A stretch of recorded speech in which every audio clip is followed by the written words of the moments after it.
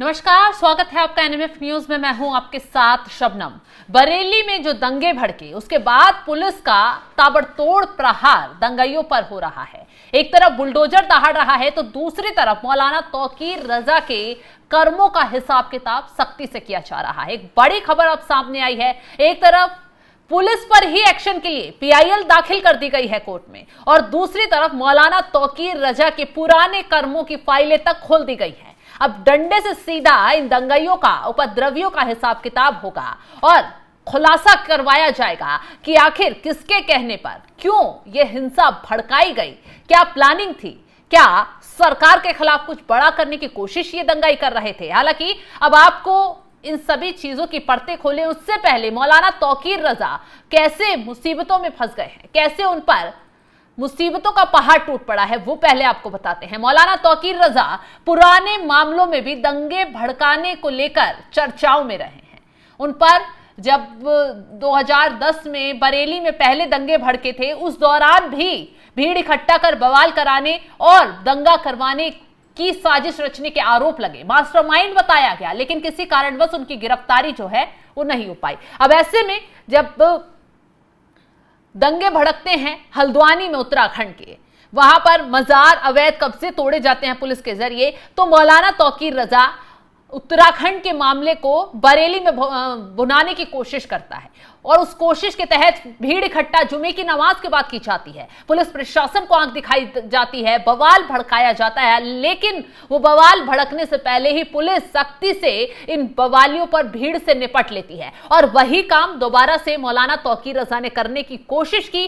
CA NRC के दौरान भी मौलाना तौकीर रजा ने दिल्ली जैसा बवाल बरेली में करने की कोशिश की थी। मौलाना तौकीर रजा के खिलाफ उस वक्त भी केस दर्ज किया गया था और अब वही काम मौलाना तौकीर रजा ने आइलम मोहम्मद के पोस्टर लेकर भीड़ को इकट्ठा करने की, बरेली को जलाने की और बरेली के जरिए पूरे उत्तर प्रदेश में सांप्रदायिक माहौल गरमाने की कोशिश की। और नतीजा क्या हुआ? न सिर्फ मौलाना तौकीर रजा की कमर तोड़ी गई है, बल्कि एक एक दंगाई को चुन चुन कर बाहर निकाला जा रहा है, गिरफ्तारियां हो रही हैं, पुलिस उनका हिसाब किताब कर रही है। जितने भी लोग सीसीटीवी में नजर आ रहे हैं, जितने भी लोग बवाल करते हुए वीडियो में नजर आ रहे हैं, सभी पर सख्ती से एक्शन लिया जा रहा है। अब आपको बता दें ग्राफिक्स के जरिए पूरा मामला कि मौलाना पर अब क्या कुछ सख्ती बढ़ी है और मौलाना कैसे मुश्किलों में घिरता हुआ नजर आ रहा है। एक तरफ बुलडोजर हिसाब किताब कर रहा है तो दूसरी तरफ बरेली के बवाल कराने के आरोपी मौलाना तौकीर रजा के पुराने काले कारनामों की कुंडली पुलिस ने खंगालनी शुरू कर दी है। जितने भी पुराने कांड हैं मौलाना पर अब वो भारी पड़ रहे हैं। मौलाना के खिलाफ 2019 में दर्ज नागरिक संशोधन कानून और एनआरसी के खिलाफ बवाल करने में दर्ज मुकदमे की फाइल को ओपन कर दिया गया है। अब ऐसे में मौलाना की मुश्किलें और जेल से बाहर निकलना मुश्किल हो गया है। इसके लिए पुलिस ने कोर्ट से आरोपी का रिमांड मांगा है। पुलिस संभल जिले समेत बाकी जिलों में मौलाना के खिलाफ दर्ज केसों का भी पता लगा रही है। अलग अलग जो जिले हैं जहां मौलाना के खिलाफ केस दर्ज हुए हैं उन केसों को भी अब खोला जा रहा है। माना जा रहा है कि दूसरे जिले के केस में भी पुलिस कार्रवाई कर सकती है, यानी कि मौलाना तौकीर रजा अब नई मुश्किलों में फंसते हुए नजर आ रहे हैं। इसी के साथ कोतवाली के अलावा बवाल के दिन दर्ज 9 अन्य मुकदमों में साजिशकर्ताओं के रूप में तौकीर रजा को नामजद किया गया। सभी एफआईआर में मौलाना तौकीर रजा का नाम है। इन मुकदमों के विवेचकों ने तौकीर पर वारंट भी फतेहगढ़ जेल में दाखिल किया है, जिसमें 14 अक्टूबर को मौलाना की पेशी है। अब सभी मामलों की एक साथ जांच पड़ताल की जाएगी।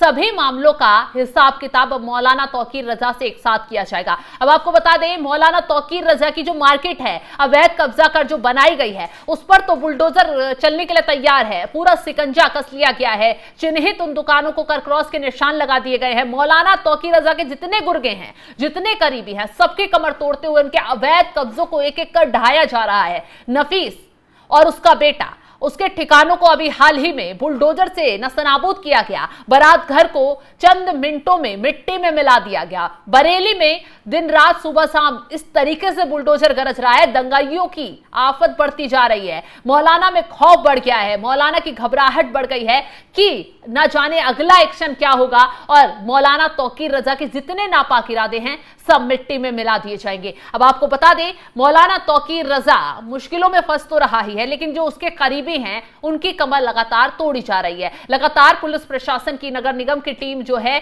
पूरे बरेली का मुआयना कर रही है। बता दें कई आरोपी जो इस दंगे में शामिल थे उनके खिलाफ बिजली चोरी का मामला भी दर्ज किया गया है। कईयों के जो गलत तरीके से ये लोग बैटरी चार्जिंग, ई रिक्शा की बैटरी चार्ज का पूरा प्लांट चला रहे थे, बिजली चोरी कर ये धंधा कर रहे थे। अब उस मामले में भी पुलिस की तरफ से और बिजली विभाग की तरफ से नोटिस जारी कर दिया गया है और कहा जा रहा है कि कुर्की का आदेश दिया जा सकता है। जल्द ही उन जिन्हें करोड़ों की जो नोटिस थमाए गए हैं बिजली चोरी के मामले में, उसमें सपा के एक पार्षद भी शामिल हैं, उन पर शिकंजा कसा जाएगा। तो एक तरफ दंगाइयों पर लगातार एक्शन हो रहा है, कमर तोड़ वार किया जा रहा है, नए नए राज इस पूरे मामले में खुल रहे हैं और इससे बीच एक चौंकाने वाली खबर और आ गई है। पुलिस के खिलाफ ही पीआईएल दायर कर दी गई है क्योंकि चंद नेता और चंद मौलाना, चंद मुसलमान जो हैं वो इस कार्रवाई का लगातार विरोध कर रहे हैं। आपने देखा होगा समाजवादी पार्टी के चंद नेता बरेली में और माहौल भड़काने के बीच वहां पहुंचने की कोशिश कर रहे थे, जबकि योगी आदित्यनाथ और पुलिस प्रशासन की तरफ से साफ कह दिया गया था कि कोई भी अभी बरेली में बाहर का नेता या कोई भी राजनीतिक दल एंटर ना करे क्योंकि माहौल और खराब हो सकता है। जिस तरीके से कार्रवाई चल रही है, जिस तरीके से लोग भड़के हुए हैं, जिस तरीके से साजिश के तार बुने गए, हो सकता है माहौल को और भड़का दिया जाए। ऐसे में समाजवादी पार्टी के नेताओं को बॉर्डर पर रोक दिया गया, किसी को हाउस अरेस्ट कर दिया गया, किसी के घर के आगे फोर्स तैनात कर दी गई। अब आम आदमी पार्टी भी इसी कड़ी में लाइन में लग गई। आम आदमी पार्टी के नेता भी मेरठ से निकलकर बरेली जाने की जिद पर अड़ गए। हालांकि पुलिस प्रशासन ने आम आदमी पार्टी के नेताओं पर भी शिकंजा कसा, उन्हें भी हाउस अरेस्ट किया गया, घर से बाहर निकलने की सबको मनाही कर दी गई। अब विपक्ष लगातार ये कहते हुए इस मुद्दे को भुना रहा है कि बरेली में तो बेगुनाहों को पकड़ा जा रहा है, बरेली में तो जबरन लोगों के घरों में घुसकर कार्रवाई की जा रही है। हालांकि पुलिस प्रशासन ने प्रेस कॉन्फ्रेंस करते हुए साफ साफ कहा कि बरेली में जो कार्रवाई हो रही है वो बेगुनाहों पर नहीं बल्कि सीसीटीवी के आधार पर हो रही है। जिसने भी पथराव किया, फायरिंग की, उन सभी लोगों को पकड़ा जा रहा है। अब ऐसे में बरेली में 26 सितंबर को हुई हिंसा को लेकर इलाहाबाद हाईकोर्ट में पीआईएल दाखिल हुई है, मतलब क्रिमिनल जनहित याचिका दाखिल की गई है। महाराष्ट्र की हजरत ख्वाजा गरीब नवाज वेलफेयर एसोसिएशन ने हाईकोर्ट में पीआईएल दाखिल की है। याचिका में बरेली हिंसा के दौरान पुलिस प्रशासन द्वारा लाठीचार्ज, बुलडोजर कार्रवाई और दर्ज मुकदमों को लेकर इस जनहित याचिका को दायर किया गया है। याचिका में मांग की गई है कि बरेली पुलिस द्वारा गलत लाठीचार्ज किया गया है, इसलिए दोषी पुलिसकर्मियों पर कार्रवाई की जाए। बिना कानूनी कार्रवाई पूरी किए बुलडोजर कार्रवाई की जा रही है, इसलिए उस पर रोक लगाई जाए। गैर कानूनी तरीके से तोड़फोड़ की गई है, उसका नुकसान दिलाया जाए। प्रशासन द्वारा कई दुकानों, मकानों को सील किया गया है जिसके कारण रोजगार को हानि पहुंच रही है। याचिका में यह भी कहा गया कि दुकानों और मकान की जो कार्रवाई पर सीलिंग की कार्रवाई है उस पर रोक लगाई जाए।